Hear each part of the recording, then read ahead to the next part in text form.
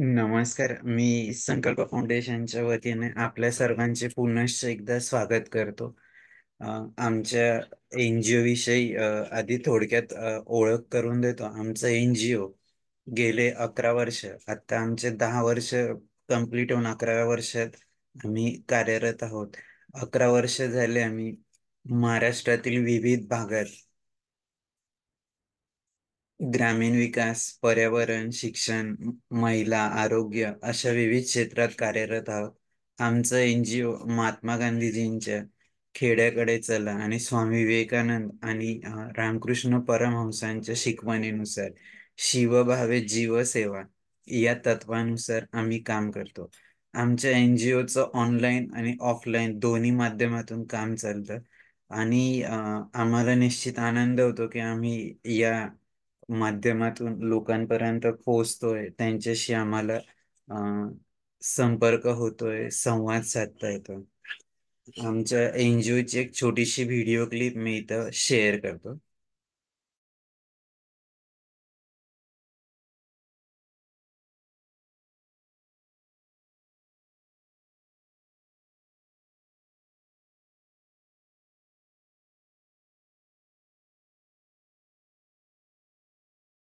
निर्माणों के पावन युग में हम चरित्र निर्माण न भूले, स्वार्थ साधना की आंधी में वसुधा का कल्याण न भूले। माना अगम गाध सिंधु है, संघर्षों का पार नहीं है, किंतु डूबना मझधारों में साहस को स्वीकार नहीं है। जटिल समस्या सुलझाने को नूतन अनुसंधान न भूले। निर्माणों के पावन युग में हम चरित्र निर्माण न भूले, स्वार्थ साधना की आंधी में वसुधा का कल्याण न भूले। शील विनय आदर्श श्रेष्ठता तार बिना झंकार नहीं है। शिक्षा क्या स्वर साध सकेगी यदि नैतिक आधार नहीं है। कीर्ति कौमुदी की गरिमा में संस्कृति का सम्मान न भूले। निर्माणों के पावन युग में हम चरित्र निर्माण न भूले, स्वार्थ साधना की आंधी में वसुधा का कल्याण न भूले। आविष्कारों की कृतियों में यदि मानव का प्यार नहीं है, सुजनहीन विज्ञान व्यर्थ है, प्राणी का उपकार नहीं है। भौतिकता के उत्थानों में जीवन का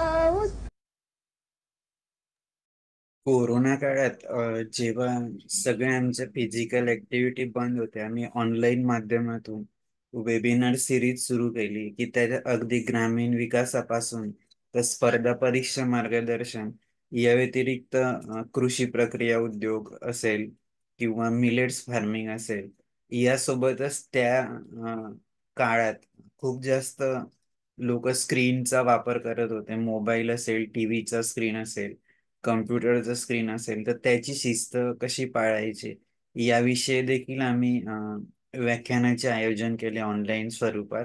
या व्यतिरिक्त आपले दैवत छत्रपती शिवाजी महाराज, डॉक्टर बाबासाहेब आंबेडकर, भगवान गौतम बुद्ध अशा राष्ट्रपुरुषांचं देखील आणि आम्ही या ठिकाणी ऑनलाईन वेबिनार्स त्यांच्यासाठी ठेवले त्यांच्या विषयावर आणि महाराष्ट्रातील विविध प्रसिद्ध असे जे पण वक्ते आहेत त्यांना मी आमंत्रित केलं आणि नक्कीच त्याचा आम्हाला खूप चांगले फीडबॅक पूर्ण महाराष्ट्रातून मिळाले.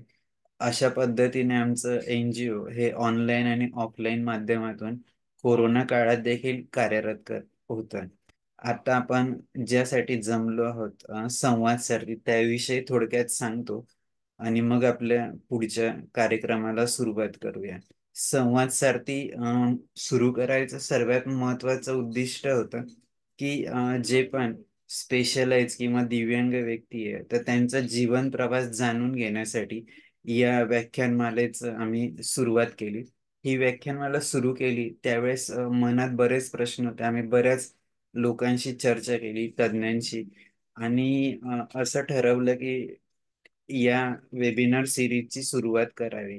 मग त्यापूर्वी याच्यात काय अपेक्षित आहे, तर सर्वात महत्वाचं तर जे पण स्पेशलाइज पर्सन आहे त्यांच्या आयुष्यात रोजचा संघर्ष असतो. मग संघर्षात जाणून घेण्यासाठी, त्यांच्याकडून ऐकून घेण्यासाठी, त्यातनं काही शिकण्यासाठी आणि तो इतरांपर्यंत पोहोचवण्यासाठी या संवाद सारथी व्याख्यानमालेची सुरुवात केली ऑनलाईन पद्धतीने. आणि हे सगळं सुरू केल्यानंतर असं जाणवलं की जेव्हा या व्याख्यानमालेत येणारे जे वक्ते आहेत खूपच वेगवेगळ्या पद्धतीचे युनिक असे त्यांचे कॅरेक्टर, आणि प्रत्येक जण त्यांच्या फील्डमध्ये अगदी मास्टर ब्लास्टर अशा पद्धतीने कार्यरत आहेत. आणि हे सगळं करत असताना जेव्हा एखादा स्पेशलाइज पर्सन आहे तो आपल्या जीवनात बॅलन्सिंग कसं करतो, त्याच्यात जे काही कमी आहे ते कसं शोधून काढतो, आणि हे शोधल्यानंतर त्यावर मात कशी करतो. तो नुसतं मातच नाही करत तर त्यासोबत त्याच्याशी स्पर्धा करणारे नॉर्मल लोक यांच्याशी स्पर्धा करून देखील तो आपलं जे पण काही स्थान आहे ते अगदी कधी कधी त्यांच्यासोबत, कधी कधी त्यांच्या पुढे पण जाण्याचा प्रयत्न करतो. ह्या सगळ्या उद्दिष्टाने या व्याख्यानमालेची सुरुवात झाली. आमच्या प्रमुख मार्गदर्शिका भावनाताई विसपुते यांच्या सपोर्टमुळे ही व्याख्यानमाला मी 15 ऑगस्ट 2022 ला सुरू केली. आज मला सांगायला आनंद होईल की 71व्या वेबिनार्स मध्ये आज आपण आहोत. आणि जेवढे पण वक्ते येऊन गेले, महानुभाव येऊन गेले, खूपच युनिक होते आणि प्रत्येकाकडून काही ना काही नवीन शिकायला मिळालं. ते अगदी प्रेरणादायीच आहे सर्वांसाठी. भलेही आम्ही तर असं म्हणतो की किती ऑनलाईन लोक आले यापेक्षा नंतर हे येऊन बघणारे खूप लोक आहे, फीडबॅक पण खूप चांगले येतात. आणि आम्ही तर म्हणतो की हा एक छोटासा सत्संग आहे की ज्याच्यात सत्संगात खूपच कमी लोक आणि निवडक लोक येत असतात. मी जास्त वेळ न घेता आपल्या आजचे जे वक्ते आहेत, प्रियदर्शिनी मॅडम यांचा परिचय करून देण्यासाठी डॉक्टर अनिता मॅडमला विनंती करतो. धन्यवाद सर. नमस्कार. संकल्प फाउंडेशन सामनेर आयोजित संवाद सारथी या वेब सत्रातील पुष्प 71 आज गुंफले जात आहे. संवाद सारथी या वेब संवाद सत्रातील 71 पुष्प गुंफण्यासाठी आज आपल्याला ज्या वक्त्या लाभलेल्या आहेत त्या आहेत माननीय प्रियदर्शनी नहार मॅडम. नहार मॅडम या पुणे येथील यश क्लासेस व आपले ओपल फाउंडेशनच्या त्या संस्थापिका आहेत. त्यांचं शिक्षण हे M.Com झालेलं आहे. मॅडम बद्दल सांगायचं म्हणजे की पोलिओ किंवा अर्धांगवायू किंवा हृदयविकाराचा तीव्र झटका येऊन देखील ज्यांना त्यांची स्वप्न साध्य करण्यासाठी कोणीही रोखू शकल्या नाही अशी त्यांची एक ओळख निर्माण झालेली आहे. अशाच या योद्ध्या सुश्री प्रिया नहार मॅडम यश लर्निंग क्लासेस पुण्याच्या संस्थापिका त्या आहेत. प्रिया नहार मॅडम यश लर्निंग सेंटर आणि ओपोलो फाउंडेशन फॉर बेटर फ्युचरच्या संस्थापिका त्या आहेत. यश सेंटरची सुरुवात ही एका हुशार विद्यार्थिनी असल्याने आणि शैक्षणिक क्षेत्रात उत्कट असे स्वारस्य असल्या कारणानेच त्यांनी इतका मोठा पसारा त्यांचा झालेला आहे. तर 10वी पर्यंतचं त्यांचं शिक्षण हे नेहमी त्या पहिल्या क्रमांकावर असायच्या. 10वी पर्यंतचं त्यांचं शिक्षणामध्ये 1 नंबर त्यांनी कधीही सोडलेला नाही. फ्लाइंग क्लासेससह शाळेतून पदवी प्राप्त केल्यानंतर कॉमर्समध्ये पदव्युत्तर शिक्षण त्यांनी पूर्ण केलं आणि करिअरचा विचारानेच त्यांनी ही यश क्लासेसची स्थापना त्यांनी केलेली आहे. 1995 मध्ये 3 विद्यार्थ्यांसाठी कोचिंग क्लासेस देऊन एका छोट्या खोलीत आपल्या अध्यापनाची कारकीर्द सुरू केली आणि या छोट्या वृक्षाचे आज वटवृक्ष झालेले आहे. त्या छोट्याशा खोलीतून लवकरच 2000हून अधिक विद्यार्थ्यांना यश क्लासेसने शिकवले जात आहेत. आणि ह्या यश लर्निंग सेंटरच्या संस्थापिका प्रिया मॅडम तर आहेतच, तर त्या आज एकूण 15 उच्च पात्र आणि प्रतिभावान शिक्षकांच्या सदस्यांच्या मदतीने हे यश क्लासेस चालवत आहेत. कोचिंग क्लासेस हे 5वी ते 12वी पर्यंत विद्यार्थ्यांसाठी, तसेच CBSE, ICSE, IGCSE बोर्डाच्या गणिताच्या, भौतिकशास्त्र, रसायन आणि जीवशास्त्राचे सर्व वर्ग चे शिक्षण ह्या कोचिंग क्लासेसमध्ये दिले जाते. सॉरी. त्या समाजसेविका देखील आहेत. अपंग जे विद्यार्थी असतील तर त्यांना ते फ्री मध्ये शिक्षण सुद्धा मॅडम देतात. आणि त्यांची जी आवड जी आहे तर त्यांना क्रिकेट खेळायला, फुटबॉल खेळायला अतिशय आवडतं. सॉरी. त्यांना 2019चा एंटरप्रेनरशिपचा म्हणजे यशस्वी उद्योजकीचा पुरस्कार देखील त्यांना लाभलेला आहे. अशा ह्या प्रिया मॅडम स्वतःला आणि जगाला हे सिद्ध करून दाखवतात की शरीराचं अपंगत्व हे अपंगत्व कधीच नसतं, तर वेगळी क्षमता अपंगांमध्ये असते आणि तीच त्यांनी आपल्या कार्यकर्तृत्वाने त्यांनी ती सिद्ध केलेली आहे. बरेच विद्यार्थी आता त्यांच्या संबंधित त्यांनी शिकवलेले जे विद्यार्थी आहेत तर संबंधित क्षेत्रामध्ये ते उत्कृष्ट कामगिरी करत आहेत मॅडमचे विद्यार्थी. तर अशा ह्या माननीय प्रियदर्शनी नहार मॅडम लढाई प्रियाची विविधांगी यशाची या विषयावर आपल्याशी संवाद साधणार आहेत. चला तर मग आपणही संकल्प फाउंडेशन संवाद सारथी या वेब संवाद उपक्रमात सहभागी होऊया आणि अडथळ्यांवर मात करत पुढे जाण्यासाठी नवीन ऊर्जा मिळवूया. तर अधिक वेळ न घेता मी पुढील सूत्रे विशाल सरांकडे सोपवते. धन्यवाद. धन्यवाद डॉक्टर अनिता मॅडम. मी जास्त वेळ न घेता आपल्या आजच्या वक्त्या प्रिया मॅडम यांना विनंती करतो की त्यांनी त्यांचा जीवन प्रवास आमच्या सोबत शेअर करावा. नमस्कार. सर्वात आधी सर्वांना नवीन वर्षाच्या हार्दिक शुभेच्छा. माझं नवीन वर्षाची सुरुवात खरोखर खूप सुखद झाली आणि त्याचे पूर्ण श्रेय संकल्प फाउंडेशन आणि श्रीयुत बसवराज पैके सर यांना देते. मी प्रियदर्शनी नहार, पुणे या ठिकाणी मी राहिला आहे. साधारणतः वयाच्या म्हणजे जन्मतः सो कॉल ज्याला समाज नॉर्मल म्हणतो असाच माझा जन्म झाला होता. वयाच्या 6व्या वर्षी असताना मला अचानकपणे पोलिओ सारखा एक दुर्धर आजार झाला. त्या काळामध्ये आत्ता सारख्या काही सोयी सुविधा किंवा औषधं वगैरे असं काही उपलब्ध नव्हतं. परंतु त्यामध्ये माझ्या दोन्ही हाताची शक्ती गेली, एका पायावरती इफेक्ट झाला. पुढची 2 वर्ष मी अंथरुणाला खिळून होते.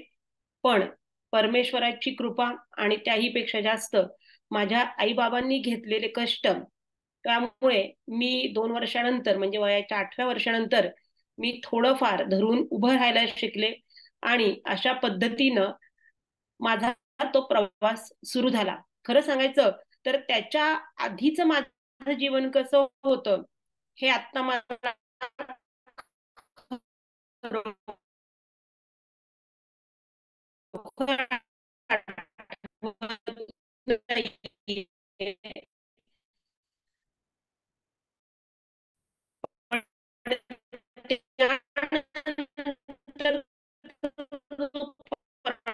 प्रवास होता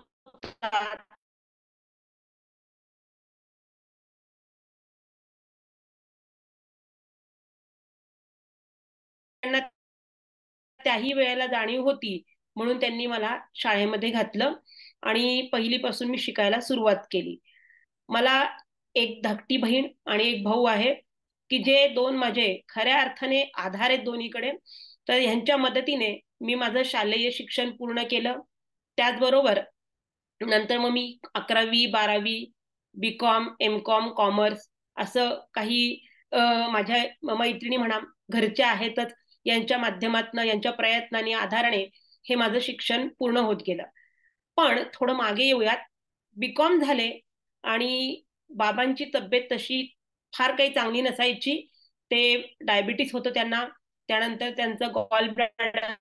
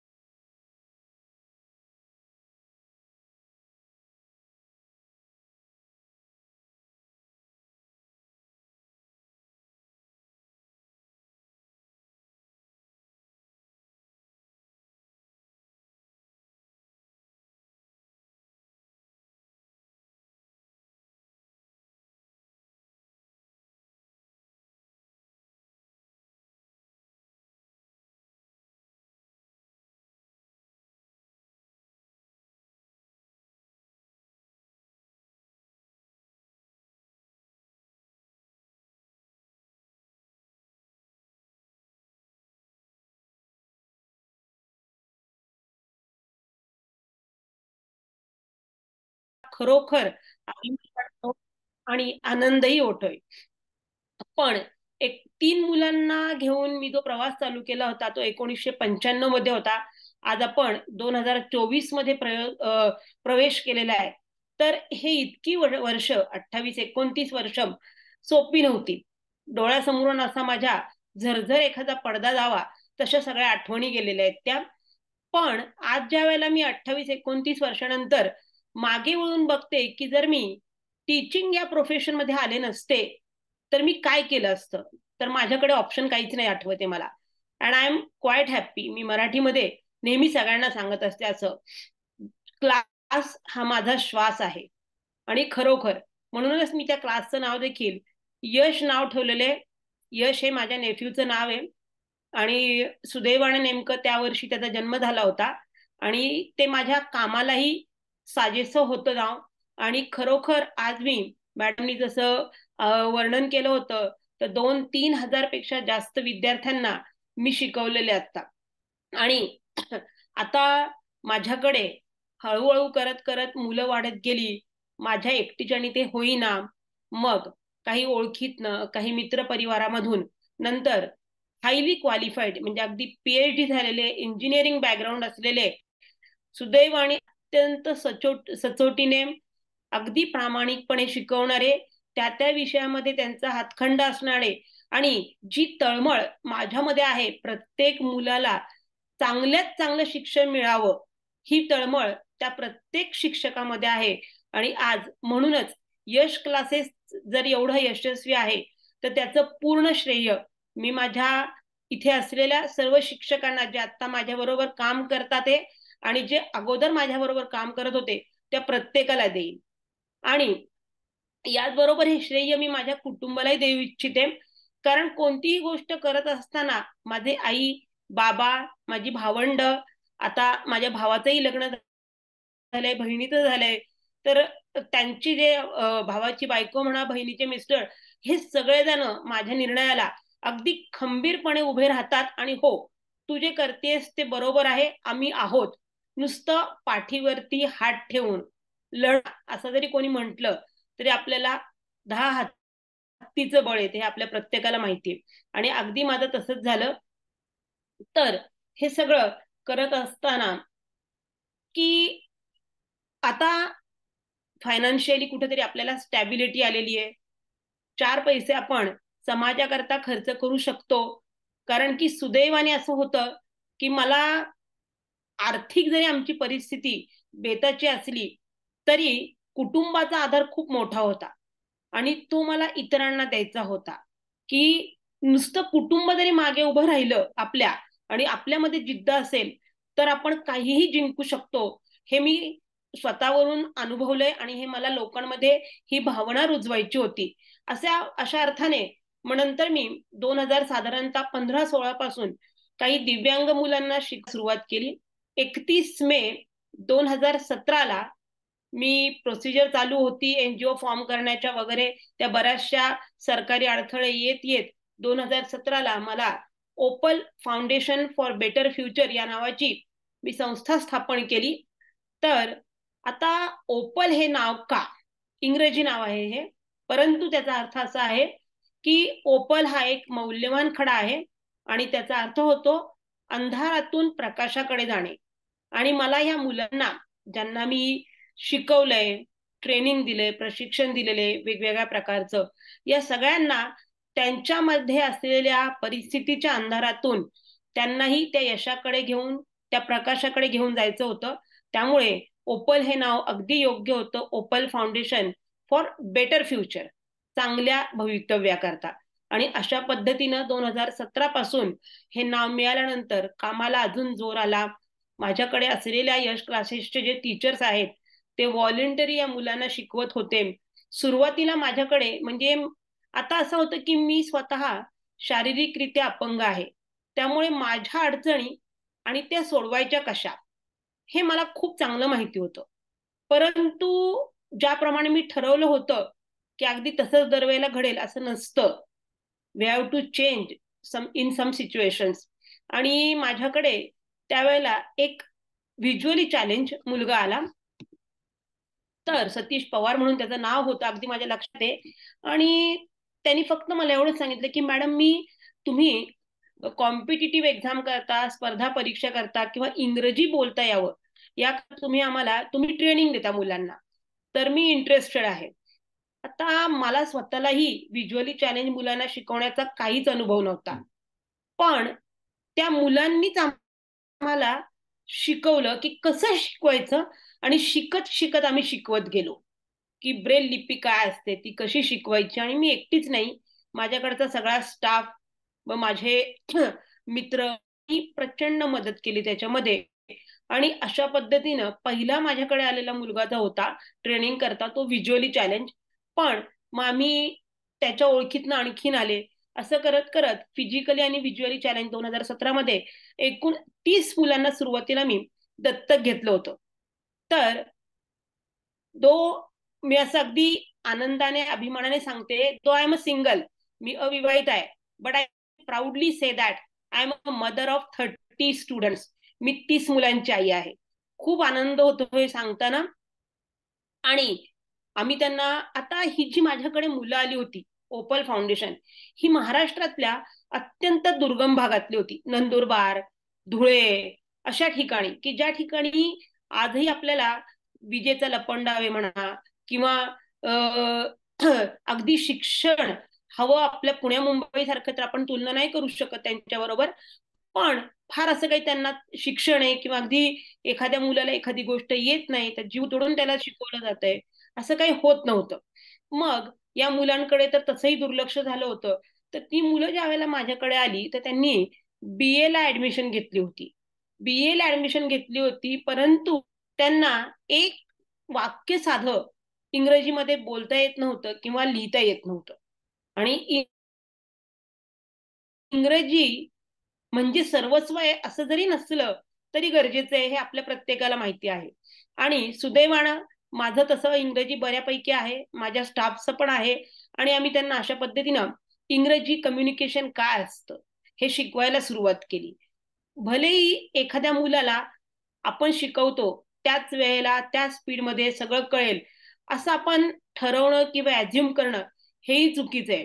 ज्याला समाज नॉर्मल मुलं म्हणतो त्याही मुलांना आम्हाला एक एक कधी कधी 10-10 वेळा एक एक गणित शिकवावं लागतं.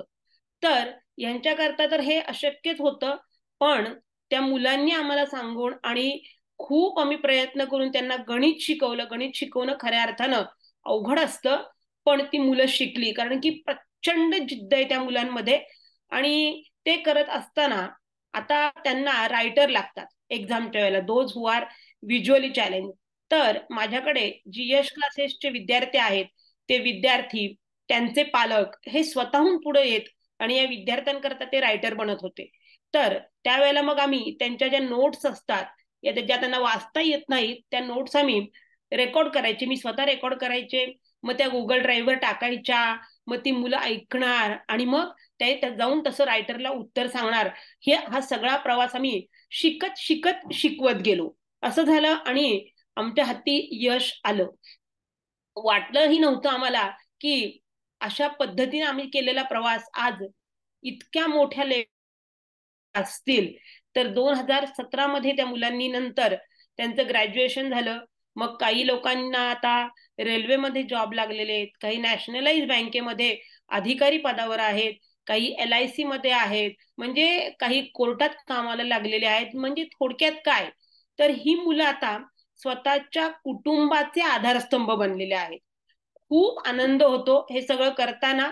म्हणजे असं माझं एक वाक्य असतं की यश क्लासेस मधून जो पैसा मिळतो किंवा जी प्रसिद्धी मिळते, जे समाधान मिळतं, तर त्यापेक्षा जास्त समाधान मला इथे पैसे खर्च करून मिळतो.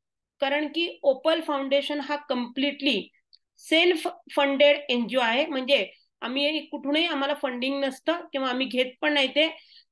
जे आम्ही आमच्या क्लासेसमध्ये रन करतो किंवा मग काही आमचे फॅमिलीज असतात, काही फ्रेंड्स असतात, ते थोडंफार डोनेट करतात आणि या माध्यमातून मग त्यांचं शिक्षण आम्ही करत असतो. तर असं करत असताना आज ही मुलं या पदावर आहेत. काही जणांचे विवाह पण झालेले आहेत.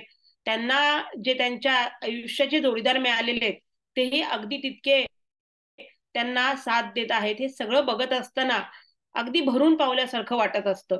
पण हे चित्र आज इतकं सोपं होतं, पण त्याच्या पाठीमागे त्यांचे कष्ट किंवा पडद्याच्या पाठीमागचे जे कलाकार असतात तेही पडद्यावरच्याच कलाकारा इतके महत्वाचे असतात हे आपल्याला माहिती आहे.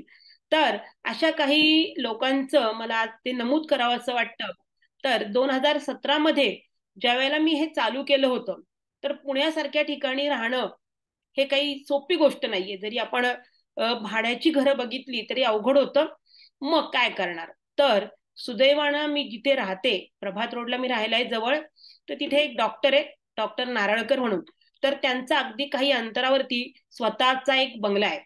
तर तो रिकामा होता. तर त्या स्वतःहून आल्या आणि मला म्हटल्या की प्रिया, तू तुझ्या शारीरिक व्याधींवरती एवढी मात करून जर हे काम करतेय, तर मग आम्ही तो बंगला रिकामा आहे या मुलांना राहायला देऊ शकतो का? आणि खरोखर मी सांगते की 17 पासून ते आजपर्यंत माझी मुलं तिथं राहतात. अजूनही पुण्यामध्ये आल्यानंतर त्यांना दुसरीकडे कुठेही उतरावं लागत नाही. तो बंगला आणि या मॅडमनी आमच्याकडून 1 रुपयाही कधी घेतलेला नाहीये. उलट लाईट बिल असू दे, तिथला मेंटेनन्स असू दे, सगळं त्या स्वेच्छेने खर्च करतात आणि मला सांगत देखील नाहीत. तर अशी लोक असतात. म्हणजे माझा आहे ना माणुसकीवर प्रचंड विश्वास आहे. लोक म्हणतात की माणुसकी संपली जगातली, असं नाहीये. तुम्ही चांगलं काम करा, योग्य दिशेने करा, 4 लोक येऊन 100% नाही, 1000% ते हात जोडतात अगदी. आणि ते तसंच झालं होतं. हे मी एकटीने चालू केलं होतं, पण आता माझ्या खांद्याला खांदा देऊन ती थोडं पुढे जाऊन मी म्हणेल की माझ्यापेक्षा काकणभर जास्त काम माझ्या बरोबरीने जी लोक जोडल्या गेलेली आहेत ते करत आहेत. आता अशा लोकांचे मी काही तुम्हाला आता सांगणार आहे की त्यांचं कॉन्ट्रीब्युशन ओपल मध्ये कसं होतं किंवा आहे. तर त्यामध्ये 2017चं मी सांगितलं.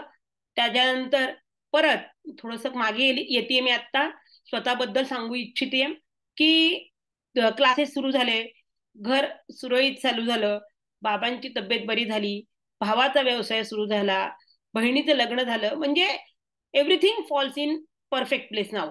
मग आता मला स्वतःच्या शरीराकडे थोडं लक्ष देणं गरजेचं होतं. कारण की आपल्या प्रत्येकाला माहिती आहे की फिजिकली चॅलेंज ज्या वेळेला लोक असतात, अपंग असतात, तर वयाच्या साधारणतः 35-40 नंतर आपल्या हाडांची म्हणा, स्नायूंची ताकद कमी होत असते आणि आपल्या बऱ्याचशा ऍक्टिव्हिटीज कर्टेल होतात. तर हे होऊ देऊ नये म्हणून मी 2011 पासून परत एकदा व्यायामाला सुरुवात केली. आणि ते करत असताना आजपर्यंत चैतन्य चितळे जे माझा योगा घेतात आणि अतुल कुरपे जे माझ्या बाकीचं व्यायाम घेतात, हे सगळं श्रेय मी या दोघांना देऊ इच्छिते. कारण की ज्या गोष्टी मला स्वतःलाही माहित नव्हतं की मला जमतात की नाही, त्या गोष्टी या दोघांनी मिळून विचार करून, अभ्यास करून माझ्याकडून करून घेतल्या.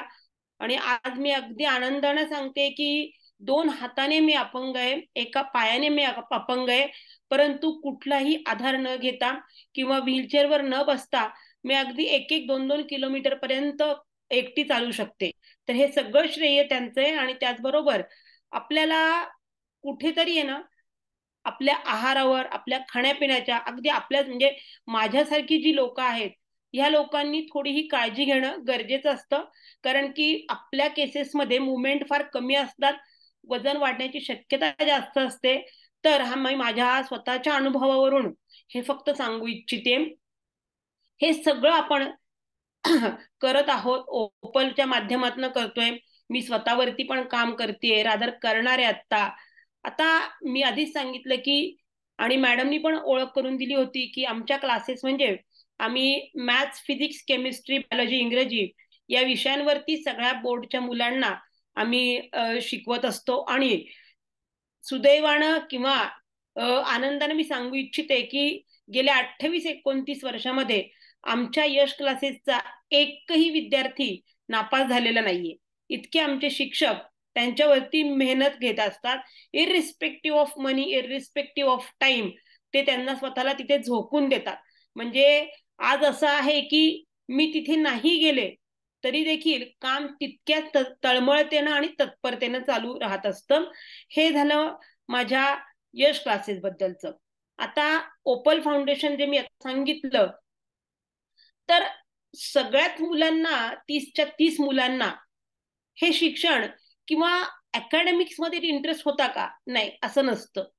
आणि फक्त अकॅडमिक करूनच आपण आपल्या पायावरती उभं राहू शकतो का? असंही नसतं.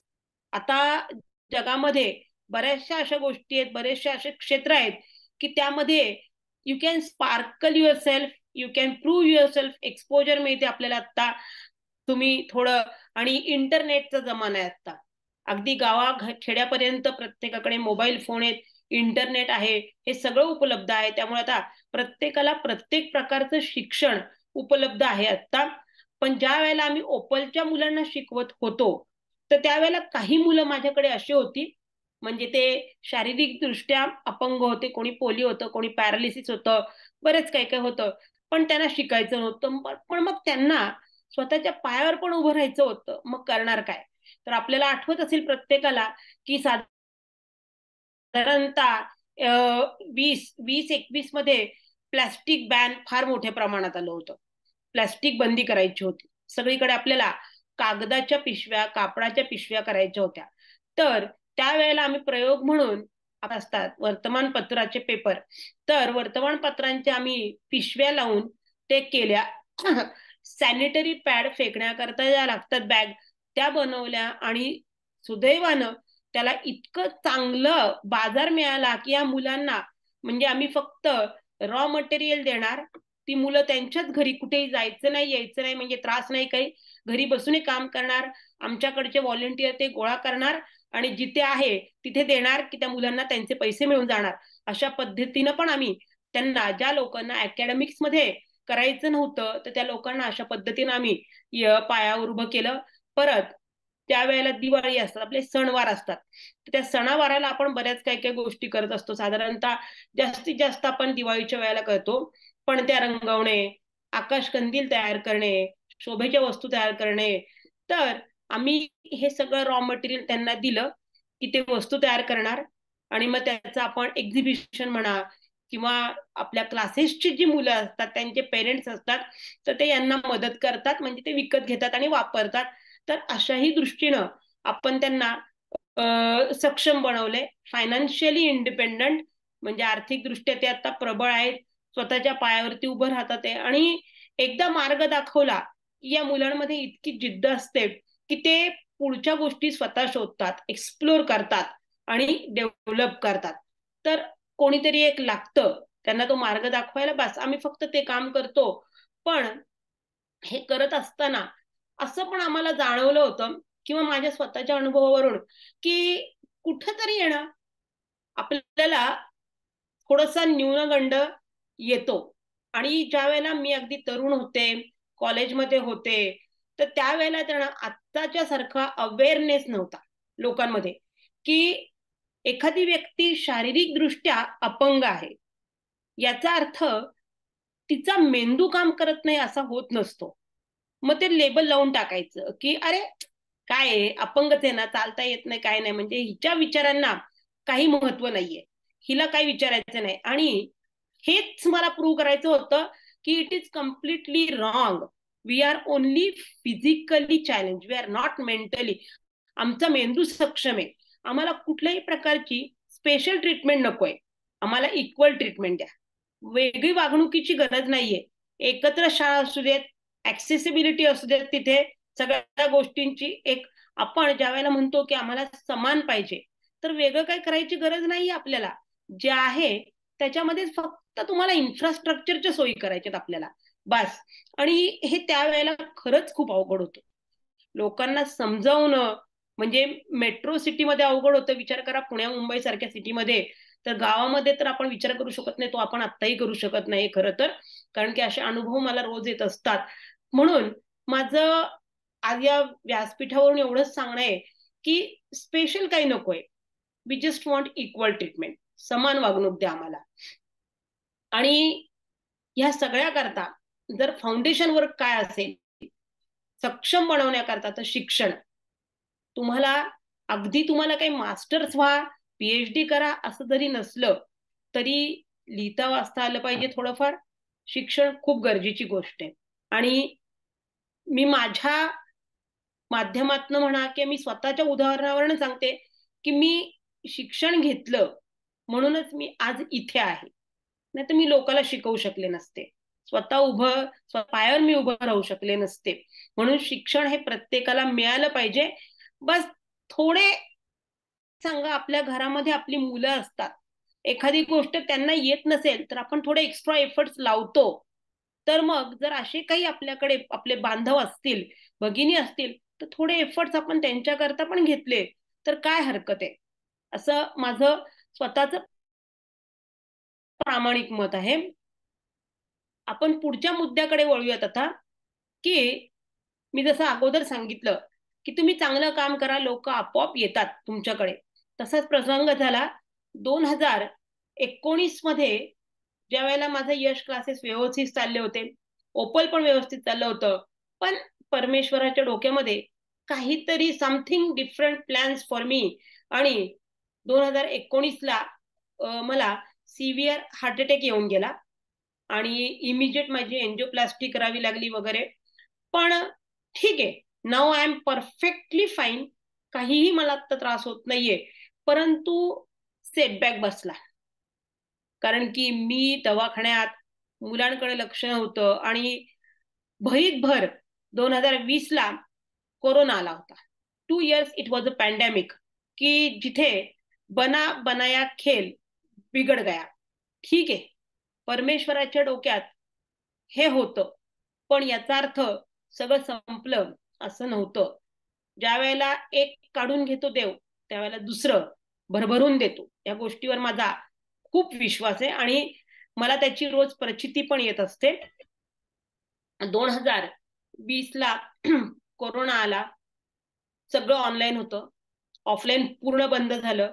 ऑनलाईनला आपला म्हणावा तसा रिस्पॉन्स नव्हता, पण हे माहिती होतं मला की ये वक्त भी गुजर जाएगा, नथिंग इज परमनंट. जसं सुख हे परमनंट नसतं, तसंच दुःखही कधी परमनंट नसतं. आणि गेले.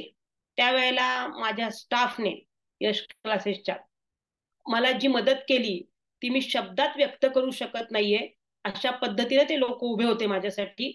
आणि परत एकदा 21च्या नंतर थोडी सिच्युएशन नॉर्मल व्हायला लागली आणि हळूहळू सगळ्या गोष्टींना कोरोनाचा, पॅन्डेमिकचा इफेक्ट कमी झाला आणि आम्ही देखील हळूहळू रुळावरती आमची गाडी यायला लागलेली. आणि तोपर्यंत असं वाटत होतं की परत पहिल्यापासून करावं लागतंय सगळं, इतक्या वर्ष केलेलं होतं. आणि स्पर्धा कोणाला नसते, सगळ्यांना स्पर्धा असते, रोज असते, पण we have to give our best in every situation. आणि परत आम्ही उभे राहिलो, कारण की समोर आम्हाला स्वतःवर विश्वास होता की हे मी शून्यातनं उभं केला होता माझा यश क्लास, आणि तो झाला होता उभा. मग आत्ता तर काहीच हरकत नाहीये. आणि अशा पद्धतीनं 21-22 पासून परत एकदा आम्ही जोमाने सुरुवात केली. आणि आज म्हणजे तुम्ही जर अगदी गुगलवर जरी सर्च केलं तर तुम्हाला प्रिया नहार यश क्लासेस हे अगदी पहिल्या ह्याच्यावरती दिसतील, आणि हे फक्त शिक्षकांमुळे. मग अशा पद्धतीनं क्लासेस तर रुळावर आले.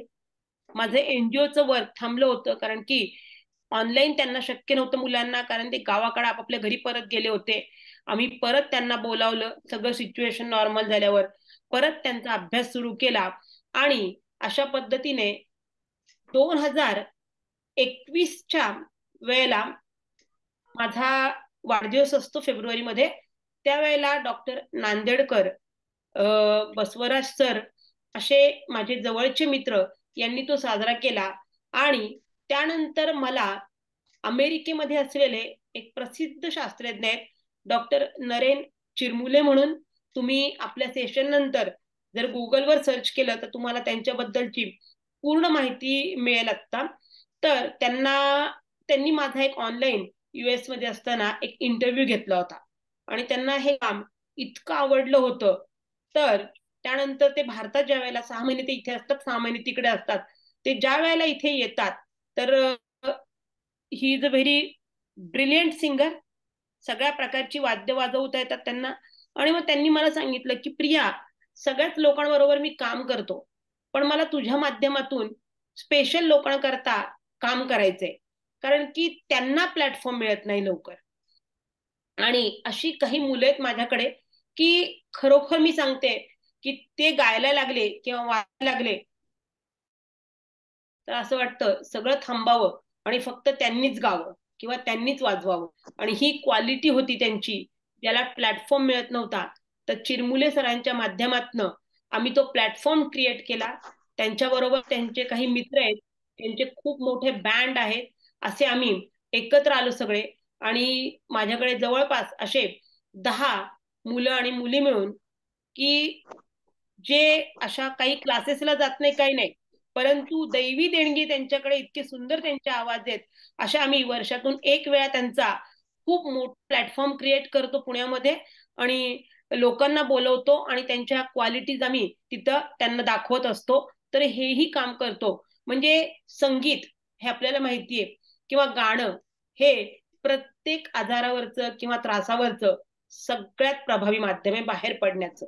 आणि ही मुलं स्वतःचं दुःख विसरून आपल्याला आनंद देतात, यापेक्षा मोठा आनंद काहीच नसतो. तर अशी लोक पण आता माझ्या बरोबर आहेत की ज्यांना व्हॉलेंटरी काम करायचंय. काय करू शकतो आपण प्रिया या मुलांकरता, असं स्वतःहून विचारतात, स्वतः आर्थिक मदत पण करत असतात. तर तेच मी परत सांगू इच्छिते की चांगलं काम चालू करा, लोक आपोआप येतात. कशाचीही कमतरता जाणवत नसते आपल्याला, फक्त कोणीतरी इनिशिएट घेतला पाहिजे, एवढी सांगू इच्छिते. आता हे चालू होतं माझं, आता परवा दिवशीच आमचं परत बोलणं झालं होतं माझं सरांबरोबर की या वर्षी पण आम्ही 17 मार्चला असाच एक मोठा प्रोग्राम करू इच्छितो, ज्यामध्ये आता यावर्षी आम्ही येरवड्यामध्ये असलेल्या, पुण्यातल्या येरवड्या या ठिकाणी स्पेशल मुलांची शाळा आहे. तिथं वेगवेगळ्या चॅलेंजेस असलेली मुलं शिकतात. रेसिडेन्शियल स्कूल आहे 5वी ते 10वीची. तर या मुलांना आम्ही आता पुढचे 2 महिने ट्रेनिंग देणार आहोत, शनिवार रविवार तिथे जाऊन. आणि 17 मार्चला आम्ही अशाच पद्धतीनं एखाद्या मोठ्या ऑडिटोरियम मध्ये त्यांचा परत प्रोग्राम करणार आहोत. म्हणजे करण्यासारखं खूप असतं, खूप आहे. उलट मी कमी पडते का कुठेतरी, अशी मला जाणीव होत असते. पण प्रत्येकाला काही मर्यादा असतात, त्या अखत्यारीमध्ये राहूनच आपल्याला हे काम करावं लागत असतं. आणि मला असं वाटतंय, हे सगळं मी बोलल्यानंतर अगोदर आपल्याला संकल्प फाउंडेशनची विशाल सरांनी जी क्लिप दाखवली होती, it is amazing. I really appreciate that की त्यांचं काम खूप मोठं आहे. त्यासमोर म्हणजे अशी तुलना नसते, कोणाचं काम मोठं आहे छोटे ही तुलना आपण कधीच करू शकत नाही. प्रत्येक जण आपल्या जागेवरती मोठाच असतो म्हणून. पण त्यांचं काम खरोखर अगदी वाखाणण्याजोगं आहे असं मी म्हणू इच्छिते. आणि आज मला त्यांनी इथे ही संधी दिलेली आहे माझं मनोगत व्यक्त करण्याची. जेवढं शक्य आहे ते मुद्दे मी काढलेले आहेत आता, बाकीचे ठीक आहे. पण एकंदरीतच मला सांगायचं असं आहे की ही जर्नी आहे, याला कधीही फुलस्टॉप नसतो, फक्त कॉमा असतो हे. आणि we want equal treatment, we don't want special treatment. तुम्ही जर थोडं माझ्या वैयक्तिक आयुष्याबद्दल मी सांगायचं तर जे समाज ज्यांना नॉर्मल म्हणतो, त्या मुली जे करतात ते सगळं मी करते. मी चित्रपटात जाते, छान राहते, हसते, खेळते, हॉटेलमध्ये जाते, काही नाही. आणि आता खऱ्या अर्थाने काय झाले माहितीये का, की समाज आमच्यासारख्या लोकांकडे आता अगदी चांगल्या नजरेने बघतो, कौतुक करतो, पूर्वीसारखं राहिलेलं नाहीये. तर हे बदलायला तुमच्या आमच्यासारखीच लोक पाहिजेत, की आज तुम्ही जो प्लॅटफॉर्म आमच्यासाठी क्रिएट करून दिलाय संकल्प फाउंडेशनने, हे खरोखर त्याचं द्योतक आहे, की it is a equal treatment for people like us. Thank you very much for everyone and giving me time and listening me. खरोखर आभारी आहे मी की तुम्ही माझे हे मनोगतात ऐकून घेतल्याबद्दल. थँक्यू विशाल सर. धन्यवाद मॅडम, खूपच सुंदर तुमचं काम आहे. आणि इतकं चांगलं की प्रेरणादायी, किती पॉझिटिव्हली, अगदी कुठेच तुम्ही हार मानली नाही, अगदी लहानपणापासून तर आतापर्यंत. खरोखर प्रेरणादायी. माझ्या मनात 2-3 प्रश्न या सगळ्या प्रवासातले तुमचे, की या सगळ्या संपूर्ण प्रवासात कसं असतं ना, प्रवास खूप मोठा आहे. बोला तुम्ही सर. जसं शेवटी जाता जाता म्हटल्यात की या प्रवासात फुल स्टॉप कधीच नसतो, कॉमा असतो. तर हे कॉमाज मध्ये तुमच्या जीवनातला सर्वोच्च आनंदाचा क्षण कुठला होता, की जो आजही विसरू शकत नाही? सर कसं असतं माहितीये का, त्या क्षणात तो आनंद मोठा असतो. त्यामुळे आणि असे अनेक प्रसंग आलेले आहेत आणि वेगवेगळ्या व्यक्तीशी ते रिलेटेड आहेत सर. त्याच्यामुळे ते इक्वली इम्पॉर्टंट आहेत. की जसं मी आता सांगू इच्छिते, की या मुलांना जॉब लागला आणि आनंदानं ते ना सगळीकडे आता ज्यावेळेला ते कॉलेजमध्ये किंवा वगैरे होते, तर ते गार्डियन किंवा पेरेंट म्हणून प्रियनहार हे नाव द्यायचे. हा, की हा खूप खूप आनंद होत होता मला, की त्यांच्या ट्रीटमेंटला गेलं तर पालक म्हणून माझं नाव द्यायचे. तर त्यांना कुठेतरी पोस्टिंग लागतं, आपली मुलं इतक्या मोठ्या पदावर जातात, हा आनंद असतो. किंवा मग मी जसं म्हटलं की जे लोक माझ्या म्हणजे चैतन्य चितळे असू देत किंवा अतुल कुरपे असू देत, जे माझं शरीर फिट राहण्याकरता जी मेहनत घेतात, तीच मेहनत ते या मुलांकरता देखील घेतात. तेही व्हॉलेंटरीली घेतात. ते दर शनिवार रविवारी ते हे त्यांच्याकरता तोही एक आनंद आहे. किंवा चिरमुले सर येऊन या मुलांकरता इतका मोठा एक प्लॅटफॉर्म तयार करतात, तो एक आनंद आहे. प्रत्येक व्यक्तीबरोबरचा आनंद सर वेगळा आहे आणि त्याची तुलना दुसऱ्या बरोबर होणार नाही. So I am happy with every incident, with every person.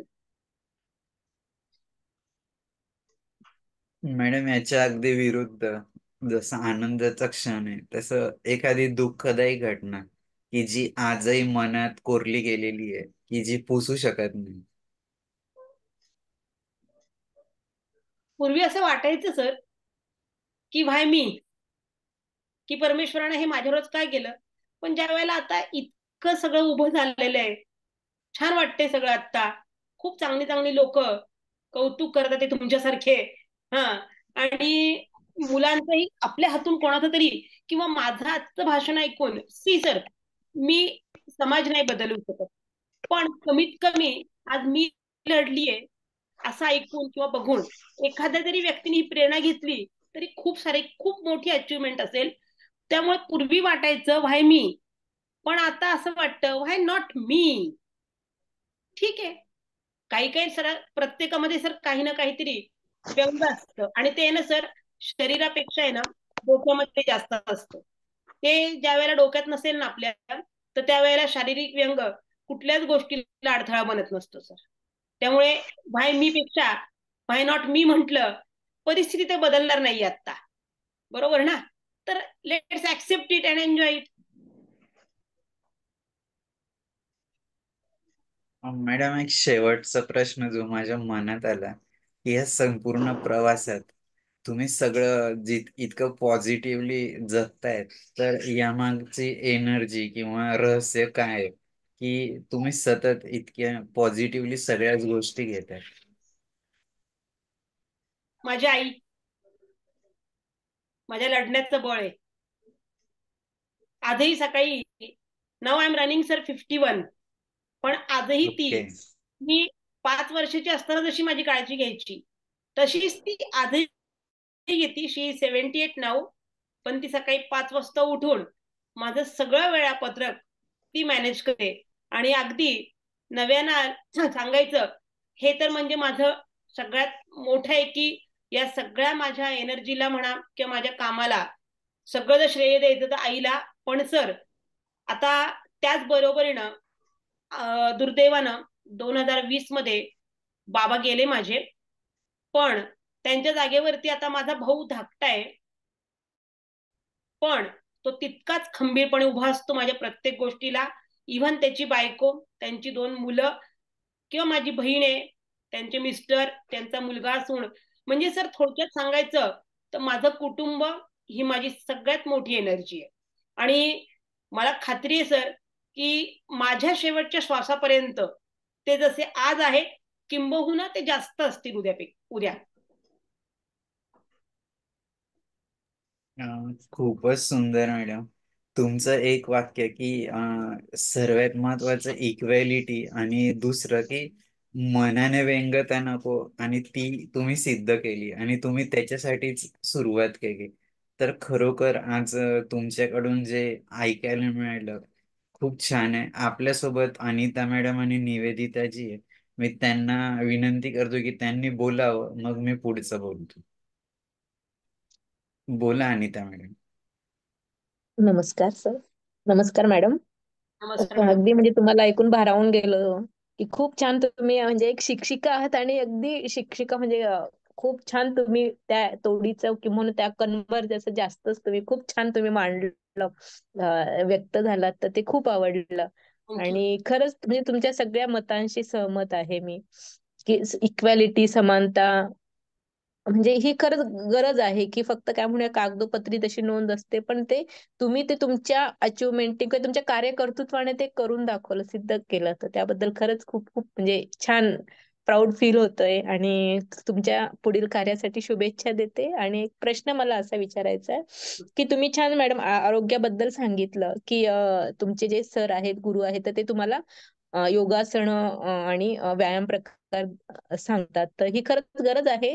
म्हणजे अपंगाचं जसं वय वाढत जातं, तर तसं त्याचं अपंगत्व पण वाढत जातं. आणि हे म्हणजे अपंग एक भाग झाला, ते वाढतं वयानं. तसं नॉर्मल असतील लोक तरी त्यांचे वृद्धाप म्हणजे वृद्धाप म्हणजे त्या काळात जर ते झुकायला लागले तर त्यांना पण त्याच्या मर्यादा येतात शारीरिक हालचालीचं. तर आपल्याला त्या जास्तच येतात. तर त्यासाठी तुम्ही जे केलं म्हणजे म्हणजे मी असं का म्हणते की जेव्हा अपंग व्यक्ती असतो की तो शरीराकडे त्याचं इतकं लक्ष दिलं जात नाही. म्हणजे मी माझ्यावरून पण सांगते की शरीर आहार किंवा व्यायाम या प्रकारावर फक्त आपलं दैनंदिन रुटीन आहे, तर त्यामध्ये सर्वायव्ह आपण होत असतो. आणि तुम्ही म्हणजे आणि माझ्या डोक्यात असं होतं की आपण की आपल्या ह्या भागावर फोकस केला पाहिजे, ह्या भागावर फोकस केला पाहिजे. आणि आरोग्याच्या बाबतीत फोकस करायचं तर नेमकं कसं? कारण की नाशिकला एक आहे योग विद्या म्हणून एक हे आहे, ठिकाण आहे, आणि तिथे योगासनं शिकवले जातात. छान प्रकारे सूर्यनमस्कार शिकवले जातात. आणि अपंगांसाठी असं स्पेशल तिथे नाही शिकवलं जात. म्हणजे बैठे जे असतील इन जनरल योगासन आहे, तर ते शिकवले जातात. म्हणजे मी जॉईन केलं की जसं तुम्ही म्हटलात की मी शरीर म्हणजे माझ्या आरोग्याकडे फोकस केला, तर तो विचार मी लेटेस्ट म्हणजे तुम्हाला आता ऐकून ते मला फार छान वाटलं की अरे म्हणजे मी काही असा वेगळा विचार करते किंवा फार असं हे नाहीये. की मला ते छान वाटलं म्हणजे तुम्हाला ह्या गरज गोष्टीबाबत आहे ती मला मॅडम, कनेक्ट गरज व्हायला आवडेल. ओव्हरऑल तर आवडेलच. तर त्यांनी सूर्यप्रकाश सॉरी सूर्यनमस्कार जे आहे तर ते ऑनलाईन ते शिकवतात. आहे. तर मी ते जॉईन केले क्लासेस. मी फक्त मग बघते आणि ते नाही करतायत 12 सूर्यनमस्कार, आता 14 आहे, तर ते नाही सगळे नाहीये मॅडम. उभ्या योगासनाचाच तो भाग. तर मग आपल्यासाठी असं काही तुम्ही सांगता तर तुमचे सर तसे शिकवतात का की हो योगासन किंवा हो हो. अच्छा. म्हटलं जसं त्यांनी माझा अभ्यास करून माझ्या शारीरिक हालचालींवरती ज्या मर्यादा आहेत तो विचार करून म्हणजे तुम्ही जर एक 3-4 वर्षांपूर्वीची प्रिया आणि आजची प्रिया बघितली असती किंवा मॅडम कसं असतं ज्या वेळेला तुम्ही म्हणजे हे व्हायचं वरच आहे शारीरिक दृष्ट्या ज्या वेळेला फिट असताना आपोआप तुम्ही मेंटली होता आणि ज्या हो वेळेला हो हो मेंटली अगदी. असतात त्यावेळेला आपोआप शारीरिक दृष्ट्या होतं ते व्हायचं वरचं काम करतं. आणि आज मला असं वाटतं की मला मला जाणवतोय की जो माझ्या बोलण्यातला कॉन्फिडन्स आहे किंवा जी पॉझिटिव्हिटी आहे, तर ते ज्या गोष्टी मी करत नव्हते ते या दोघांमुळे मी करायला लागले. आणि कल्प फाउंडेशन मध्ये जर कोणाला काही, कारण की आपण फिजिकली करू शकत नाही, आपण फार लांब आहोत, पण आठवड्यातनं जर तुम्हाला काही कोणाला अशा पद्धतीच्या व्यायामाची जर असेल इच्छा, तर आपण ऑनलाईन त्यांच्याकडनं हे सगळं शिकू शकतो. ते तुम्हाला फ्री ऑफ कॉस्ट शिकवतील पण अं, दोघ जण. आपण नक्कीच. तेही करू शकतो. किंवा मी माझ्याकडून जर संकल्प फाउंडेशनला कुठल्याही प्रकारे जर मदत, म्हणजे मदत इन द सेन्स मी काही करू इच्छिते त्यांच्यासाठी, तर I will be more than happy. नाही म्हणजे आम्हाला आवडेल आणि आम्ही पेड पण करू मॅडम. पण मग आम्हाला आवडेल की म्हणजे ह्या आरोग्यावर फोकस करायला किंवा व्यायामाच्या बाबतीत फोकस करायला नक्की आवडेल. आम्ही दोघी तिघी आहोत की अशा म्हणजे या प्रॉब्लेम म्हणून फेस करतो आहोत, तर नक्की आम्हाला कनेक्ट व्हायला आवडेल विशाल सरांकडून माझा नंबर आरोग्यावर. घ्या फक्त, हो, आणि नक्की मला मॅडम. व्हॉट्सअपला तुम्ही सांगा, मग आपण पुढे कसं जायचं ते बघूयात मग. नक्की आवडेल मॅडम. आणि छान वाटलं. आणि तुम्ही अजून एक प्रश्न विचारते की तुम्ही प्रवासाचं लिहिलंय की वेगवेगळ्या ठिकाणी भेटी द्यायला आवडतात, तर मग अशी काही टूर म्हणजे प्रवास तुम्ही केला आहे का, त्याबद्दल थोडं सांगा मग. लास्ट इयरला माझा 50वा वाढदिवस होता, जो आमच्या कुटुंबाने दुबईमध्ये साजरा केला. Wow, great. छान. हा. त्यामुळे खूपच छान. हा, मी तिकडे फिरून आलो. आता माझ्या बहिणीचा मुलगा असतो, तो जर्मनीमध्ये असतो. त्यामुळे आता या वर्षीचा आमचा प्लॅन तिकडचा आहे. वा, छान. खूपच असं छान. काही म्हणजे स्वतः करता जगत जगत दुसऱ्या करता जगता आलं पाहिजे आपल्याला. हम्म, छान. Thank you madam. शुभेच्छा. थँक्यू. थँक्यू. थँक्यू. निवेदिताजी, तुम्हाला काही बोलायचं आहे? कोण आहेत ते तुम निवेदिता माझ्या भावाची बायको आहे. ओके ओके, वहिनी आहेत माझ्या. वेलकम. बोला मॅडम. कदाचित त्या ट्रॅव्हल करतात ते, त्यामुळे मला असं वाटतं ऑडिओचा प्रॉब्लेम असावा. नाही नाही, त्यांनी अनम्यूट केलं. केलंय का, बोलतील मध्ये. मॅडम बोला ना.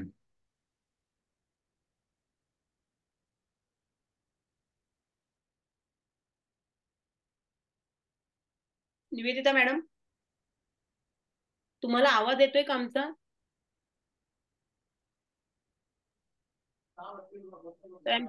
Doubtful sir. कदाचित ते प्रवासामुळे जमत नसेल. हा, हम्म. कदाचित तिथे थोडा रेंजचा इश्यू असेल.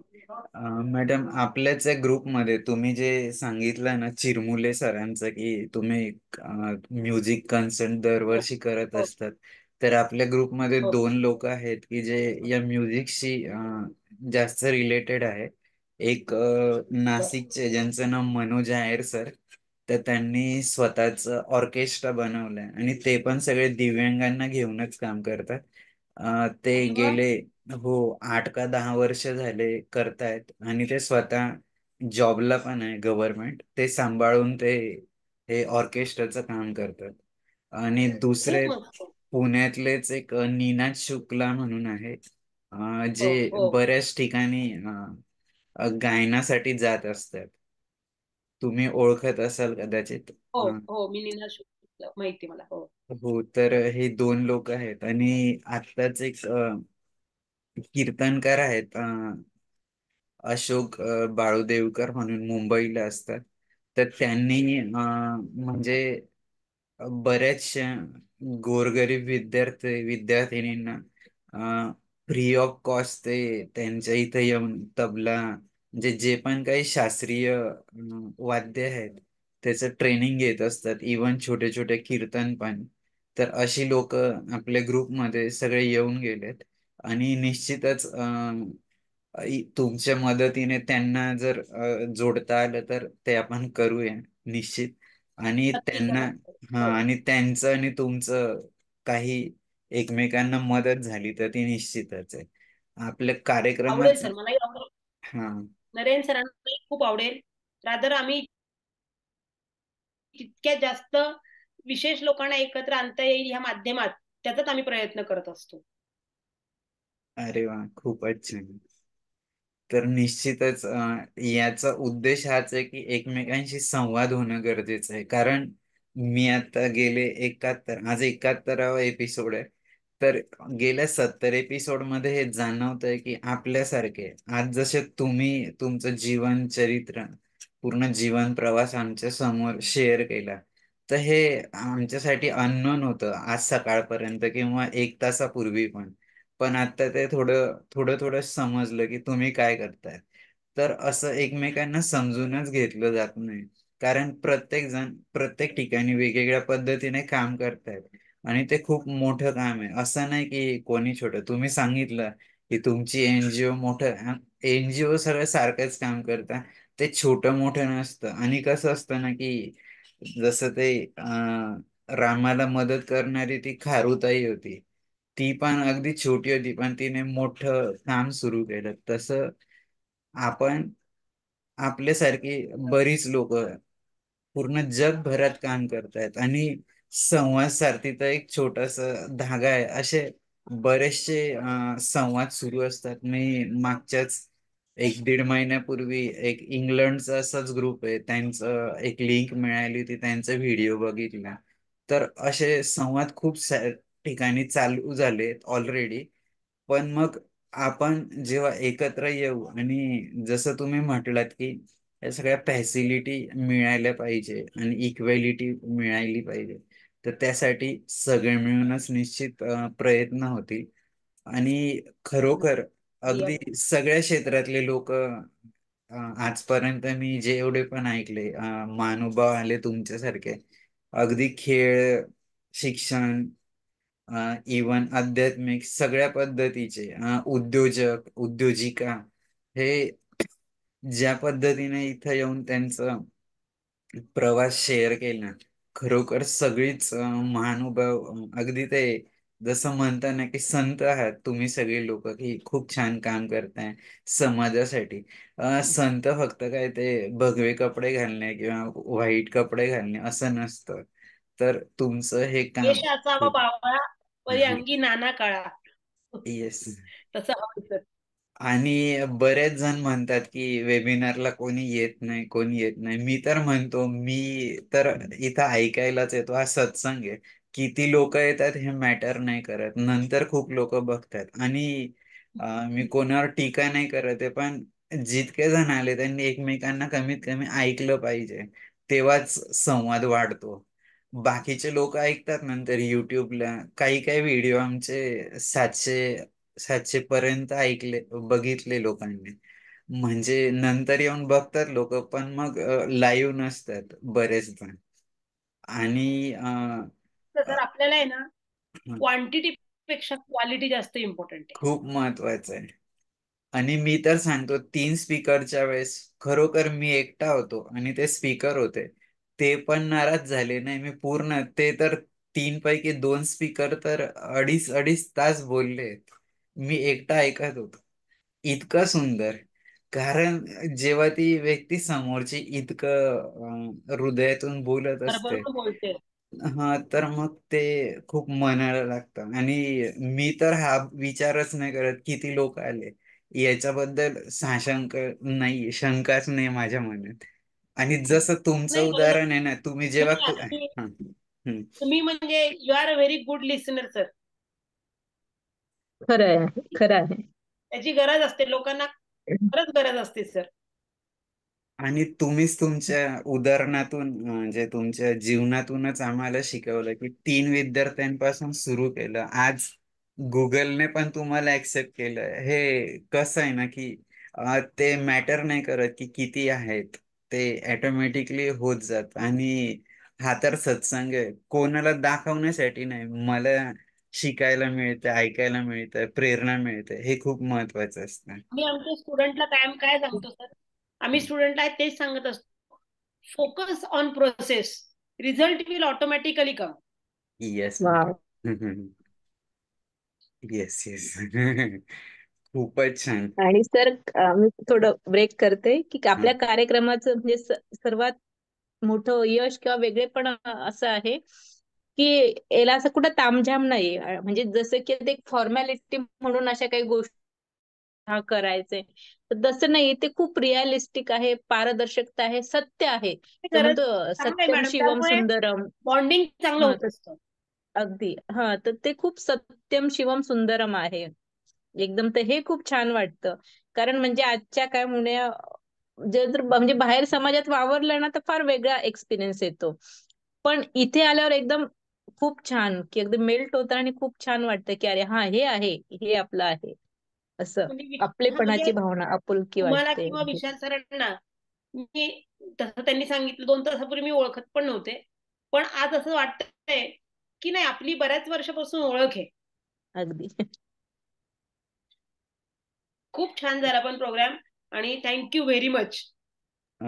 खरोखर मॅडम, आज तुमच्याकडून खूप वेगवेगळ्या गोष्टी शिकायला मिळाल्या. म्हणजे हेल्थ वेल्थ हे सगळंच तुम्ही मेंटेन ठेवतात आणि त्यासोबत म्हणजे स्वतःबद्दल तर आहेच, पण समाजाबद्दल पण खूप छान तुमचं काम आहे. निश्चितच प्रेरणादायी आहे. जे पण लोक हा व्हिडिओ बघतील नंतर ते नक्कीच यातनं प्रेरणा घेतील, अशी अपेक्षा. आणि तुमचे पुनश्च एकदा ऋण व्यक्त करतो की तुम्ही आज आम्हाला वेळ दिला आमच्या NGO ला, आणि इथं आम्हाला खूप वेगवेगळ्या गोष्टी तुमच्या शेअर केल्या, की ज्यातनं नक्कीच प्रेरणा जास्त मिळते, पॉझिटिव्हिटी जास्त मिळते असंच मी म्हणेन. आणि ही पूर्ण टीम आहे की जी नेहमीच मदत करत असते. आणि असं बऱ्याचदा होतं, जेव्हा सुरुवात केली असं होतं की आपले किती एपिसोड चालतील, पण तुमच्यासारखी बरीच लोक खूप मदत करतात आणि आज 71 वेबिनार्स झाले. हे सगळं सगळ्यांचं श्रेय आहे. आणि ही संधी मिळते आमच्या NGO ला, त्याबद्दल खूप अभिमान वाटतो. जाता जाता एक सर्वांसाठी संदेश, आणि तुम्ही म्युझिक मध्ये आहात तर एखाद्या प्रार्थनेने किंवा गीताने सांगता करावी अशी विनंती आहे तुम्हाला. नाही, आणि त्या मॅडम करतील. नाही, संगीत नाही मला येत. इतनी शक्ति हमें देना दाता, मन का मन का विश्वास विश्वास हम दो कमजोर जो हो ना, होना.